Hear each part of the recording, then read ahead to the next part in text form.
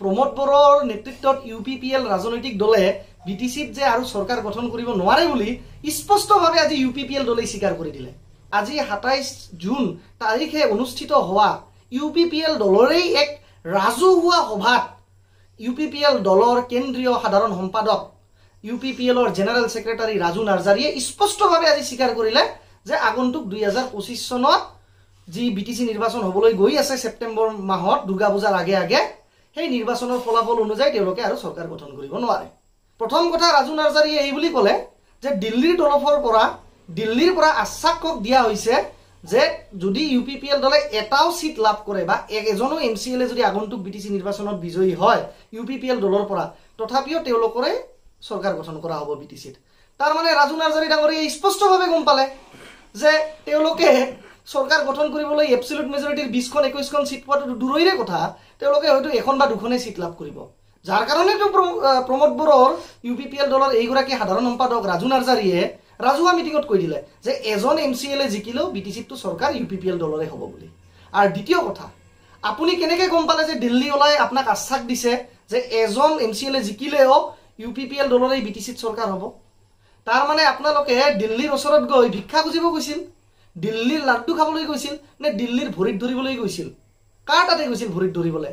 যদি ভৰি চিলেকিবলৈ যোৱাই নাছিল আপোনালোকে, তেতিয়াহ'লে আপোনালোকক কোনে আশ্বাস দিলে যে এজন MCLA জিকিলেও বা UPPL দলৰ পৰা এটা সিট যদি আপোনালোকে আগন্তুক বিটিচি নিৰ্বাচনত বিজয়ী হয় তৎসত্ত্বেও আপোনালোকৰেই চিফ হ'ব বা প্ৰমোদ বড়োৰেই তথাপিও চিফ হ'ব? তাৰ মানে কি ভিখাৰীৰ দৰে আপুনি ভৰি চিলেকিবলৈ গৈছিলে? আৰু অন্যথা আপোনালোকে নিজেই জানে যে আপোনালোকে 5-10খন সিটটো দূৰৈৰে কথা, হয়তো এখন বা দুখনে সিট লাভ কৰিব।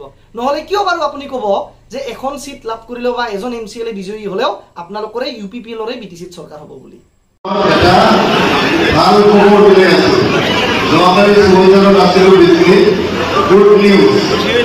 গুড নিউজ তো হ'ল দিল্লী চৰকাৰে অলৰেডি কৈ দিলে 2025 পৰা 2030 চনলৈকে UPPLৰ মাত্ৰ এজন MCLA দেখিলেও প্ৰমোদ বড়োৰ নেতৃত্বত BTRত UPPLৰ চৰকাৰ হ'ব বুলি দিল্লী চৰকাৰে অলৰেডি 2025 পৰা 2030 চনলৈকে চৰকাৰ আমাৰ হৈ গ'ল, এইটো কোনো সমস্যা নাই। এতিয়া কথাটো হ'ল মাত্ৰ একটা MCLA নহয়, 2025 আমি মিনিমাম 25 জন MCLA লৈ চৰকাৰ গঠন কৰিম। 25ৰ পৰা 35টালৈকে আমাৰ MCLA জিকিব পৰা অৱস্থাত আছো। এতিয়া 30টা সমষ্টি 25ৰ পৰা 25ৰ তলত মানে 35টালৈকে আমাৰ যাব পাৰে UPPL। গতিকে এইটো লৈ আমাৰ কোনো সমস্যা নাই, আমি আৰামছে এইবাৰ 2025 পৰা 30 চনলৈকে চৰকাৰ গঠন কৰিম। আমাৰ এইবাৰ অপজিশ্যন নোহোৱা এটা ইলেকশ্যন।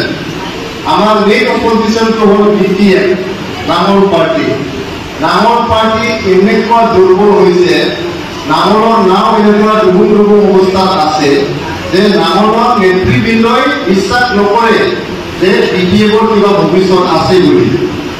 এইকাৰণে BTFৰ ভাইচ প্ৰেচিডেণ্ট 3বাৰৰ কেবিনেট মন্ত্ৰী চন্দন ব্ৰহ্ম তেখেতে BTF এৰিলে UPPLত আহি গ'ল। 3বাৰৰ ডেপুটি চিফ BTFৰ vice president Khampa Bordoloi UPPL দলত আহি গ'ল। হিতেশ বসুমতাৰী এটা সময়ৰ মহাপ্ৰতাপী EM আৰু MLA বাক্সা জিলাৰ প্ৰেচিডেণ্ট হিতেশ বসুমতাৰী UPPLত আহি গ'ল। বিশ্বজিৎ দৈমাৰী এটা সময়ৰ ৰাজ্যসভাৰ সাংসদ আৰু BTFৰ নেতা BJPত গুচি গ'ল।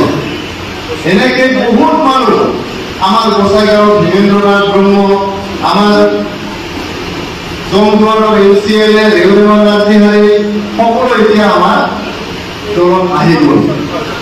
আমাৰ মানাস চেপালৰ MCLA ধনঞ্জয় বসুমতাৰী UPPLত আহি গ'ল। চৰাইদালৰ MCLA প্ৰভাত বসুমতাৰী BJPত গুচি গ'ল। আমাৰ বনগাঁৱৰ MCLA ৰাজীৱ ব্ৰহ্ম তেখেত BJPত গুচি গ'ল। তো BTFৰ লিডাৰবিলাকেই নাভাবে যে BTFৰ কিবা ভৱিষ্যত আছে বুলি। ভাবক ইউন